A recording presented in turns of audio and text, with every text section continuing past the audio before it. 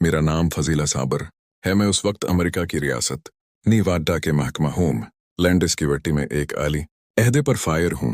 पाकिस्तान में मेरा ताल्लुक दिलाउखारा के नवाही गांव से था। मेरी वालिदा मुझे जन्म देते वक्त फोत हो गई थी।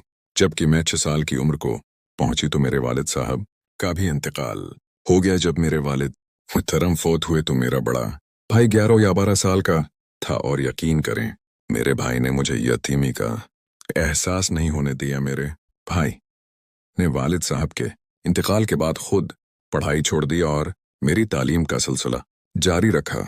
वद्दीन की वफात के बाद जब हम बिल्कुल यतीम हो गए तो 10-12 दिन फप्पू ने हमें खाना पीना दिया और अपने घर में रखा। मैं चूंकि फ़कत 6 साल की बच्ची थी, एक दिन मैंने बस्तर पर ही छोटा कर दिया तो फप्पू ने पहले मेरे भाई से सारा बस्तर और चारपाई ढलवाई और बाद में हमारी कफालत करने से इनकार कर दिया। हमें घर से निकाल दिया।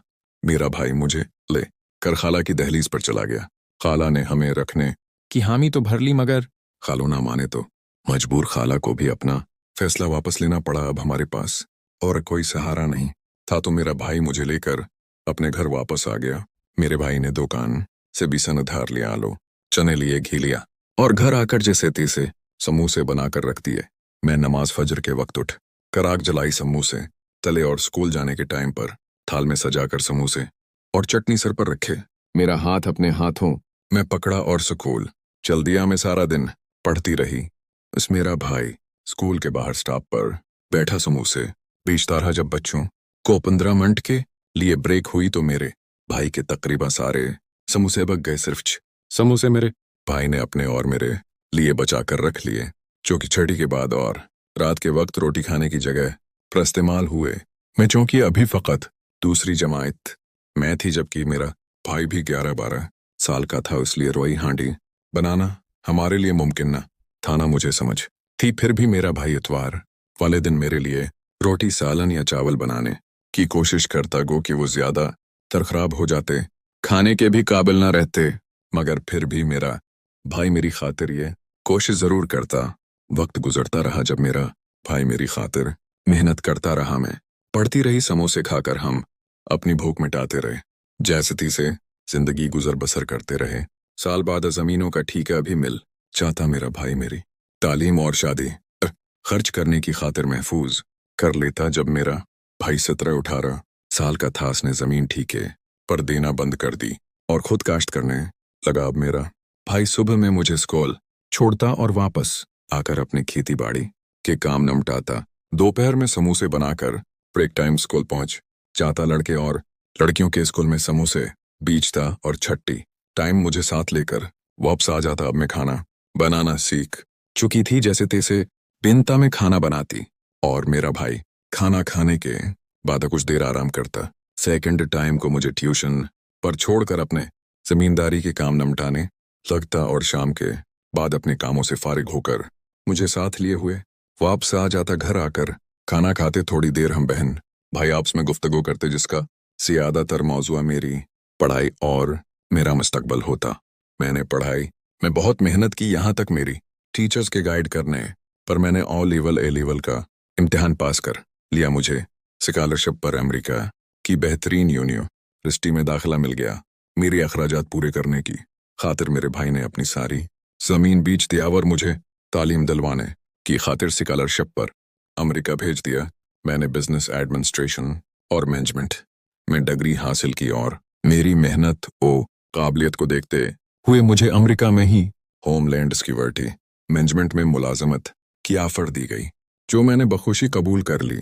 अलबत्ता जैसे ही मैंने मुलाजमत शुरू की, मेरा राब्ता भाई से बहुत कम हो गया, यहाँ तक कि मेरे भाई ने मुझे अपनी शादी के मुताल्लिक बताया तो भाई की शादी पर जाना दरकुनार। मुझे तो भाई की शादी वाली तारीख भी याद न रही। उसके बावजूद मेरे भाई ने मुझसे कोई शकवा न किया और मुझे तरक्की की दुआएं देता रहा। यहाँ तक मैंने अपनी सोसाइटी में रहने वाली पाकिस्तानी फैमिली के लड़के तलाल से शादी करा ली।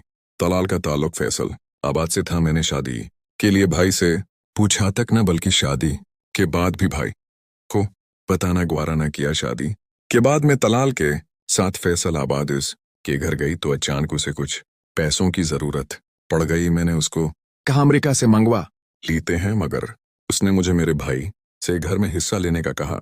तो मैं तलाल की बातों में आकर भाई के घर पहुंच गई। मैंने देखा मेरा भाई साइकिल पर रखे टोकरे में समोसे सजाए बेचने जा रहा है। मेरा भाई तो मुझे ना पहचान न सका, क्योंकि मेरी कामयाबियों ने मुझे बदल दिया।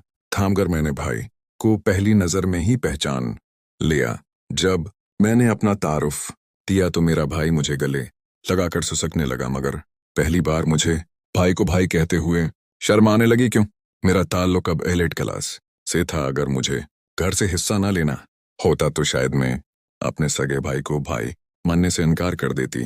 मुझे मेरे भाई के जिस्म से पुसैने की बदबू आने लगी। यहाँ तक मैंने सांस रोक कर भाई को धक्का देते हुए खुद से अलग किया, और फिर जब अपने शोहर का तारुफ दिया तो मेरे भाई की आंखों में भी हैरत उतर आई। वो पथराई हुई आंखों से मुझे देखने लगा। जब भाई के हवास बेहाल हुए तो मुझे और मेरे शोहर को घर ले गया। मुझे अपनी बीवी और बेटे से मिलवाया। जब मेरा भतीजा अपने मासूम हाथों से मेरे लिए स्टील के गिलास में कोल्ड ड्रिंक लेकर आया तो मेरा दिल स्टील के गिलास को देखा कर इतना खराब हुआ कि मुझे उल्टी आ गई। बाद में मुझे पता चला कि मेरे भाई के घर में सबसे कीमती बर्तन वो स्टील का गिलास था, वरना मेरी भाभी खुद मट्टी के बर्तन बनाकर घर में इस्तेमाल करती थी। गुजरे हुए कल तक उसी घर के दर वो दीवार से मुझे मोहब्बत थी। मेरे भाई ने मुझे शहजादियों की तरह इसी घर में रखा था। अमेरिका जाने से पहले मेरे लिए ये घर नहीं मिलता, मगर आज मुझे हंसी घर से घन आ रही थी। अलबत्ता मेरे कमरे में मेरी चारपाई पर बेहतरीन बस्तर लगा हुआ, और मेरा भाई हर वक्त हर हाल में मेरा पेट और बस्तर ठीक रखता था, ताकि किसी भी वक्त मेरी बहन आए तो उसे आराम करने के लिए इंतजार न करना पड़े। जब मुझे से हुई तो मेरा शोहर समझ गया। आज से मेरा शोहर मेरी कैफियत समझ गया। उसने फौरा मेरे भाई से मुद्दा की बात की घर में से मेरा हिस्सा अलग करने का कहा। मेरे शोहर की बात सुनकर मेरा भाई तेश में आ गया और कहा कि मैंने अपना सब कुछ बहन पर कुर्बान कर दिया। तुम कौन होते हो घर से हिस्सा मांगने वाले? और साथ ही बड़े मान से मेरी तरफ देखते हुए कहा कि मेरी बहन को मेरी मजबूरियों का पता है, वो भी मुझे घर से बेघर नहीं करेगी। मेरे भाई की आंखों में मेरे लिए मान था, जो मैंने ये कहते हुए तोड़ दिया कि मैं अपने शोहर के साथ हूं और अपना हक लेने आई हूं। मेरे भाई ने मुझे साफ साफ कहा कि मैंने सारी जमीन बेचकर तुम्हारी पढ़ाई पर लगा दी, अब घर में तुम्हारा कोई हक नहीं। तो मैं वापस आ गई और अपने शोहर के कहने पर भाई पर पिटवारे का केस कर दिया। मोल मोलाप करके हमने जल्द फैसला करवा लिया, क्योंकि पाकिस्तानी कानून में अमरीकी नजात के सामने पाकिस्तानी लोगों की औकात आवाराकतों से भी कम थी। पुलिस की मदद से घर खाली करवा कर बेच दिया, अपना हिस्सा वसूल किया, बाकी पैसे भाई को दिए और अमेरिका वापस आ गए। अमेरिका आकर मैं अपने रोजमर्रा के कामों में मसरूफ हो गई। इसी दौरान अल्लाह ताली ने मुझे एक बेटी से नवाजा, जबकि दूसरी तरफ मेरा भाई, जिसे मैंने घर से बेघर कर दिया था, वो किराए के घर में रहाइश पजीर था, उसके बेटे को कैंसर हो गया।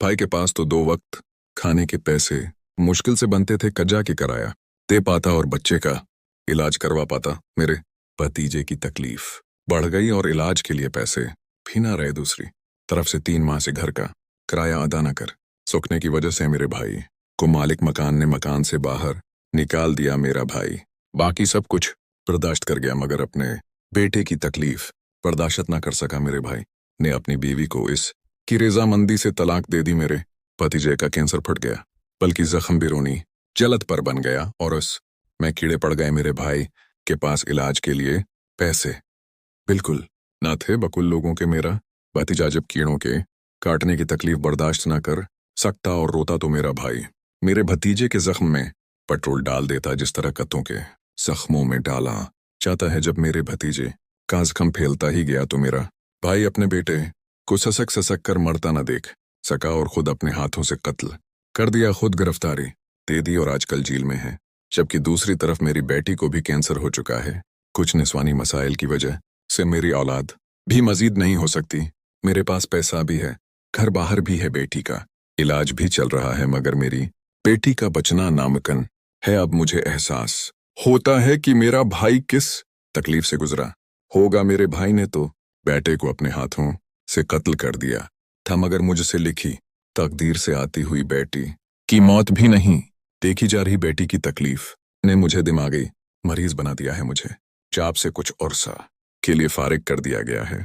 मेरा साइकोलॉजिस्ट और साइकाट्रिस्ट के पास इलाज चल रहा है। मैं आज भाई से माफी मांगना चाहती हूँ, मगर अपनी बेटी को इस हालत में छोड़कर पाकिस्तान भी नहीं जा सकती।